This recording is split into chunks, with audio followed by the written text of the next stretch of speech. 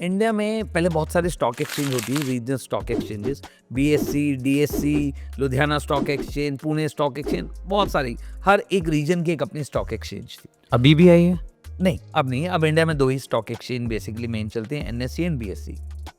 तो suppose Delhi stock exchange पर कुछ 2000 स्टॉक लिस्टेड थे, तो अगर स्टॉक एक्सचेंज को बंद कर दोगे तो स्टॉक की ट्रेडिंग बंद हो जाएगी। तो यही हुआ, सभी स्टॉक एक्सचेंजेस को बंद कर दिया गया।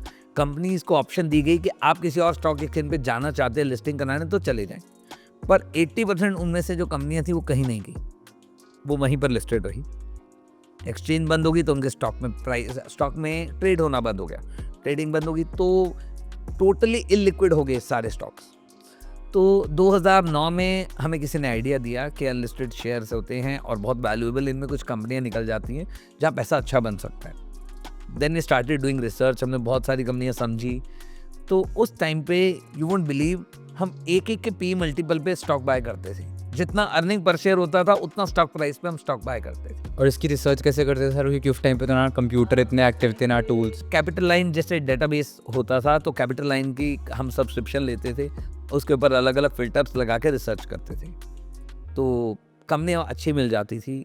बहुत सारी कंपनियां जो उस टाइम के लिस्टेड उस वहाँ से निकली और लिस्ट हुई, जैसे लक्स। अच्छा, तो लक्स वहाँ से लक्स लिस्टेड हुआ, यस, लक्स होजरी, तो वहाँ से निकला तो यहाँ लिस्ट हुआ। डॉलर, ये सब कंपनियां अनलिस्टेड में तब थी और आज बहुत अच्छी वैल्यूएशन पे आज खड़ी हैं। स्पोर्ट किंग उनमें से एक था। I made around 70x in sport king, मैंने 70 गुना पैसा जरूर किया होगा स्पोर्ट किंग में। नाउ इट्स लिस्टेड, तो अब हमने आके बेच दिया, 1-2 साल पहले बेचा। तो उस टाइम की कोई ऐसी कंपनी जो आपने अभी तक होल्ड कर रखी है? यस, स्पोर्ट किंग मैंने 10 साल से ज़्यादा होल्ड किया होगा, 12 साल। और मैंने एक और स्टॉक में किया, स्टड्स, जो हेलमेट की कंपनी है।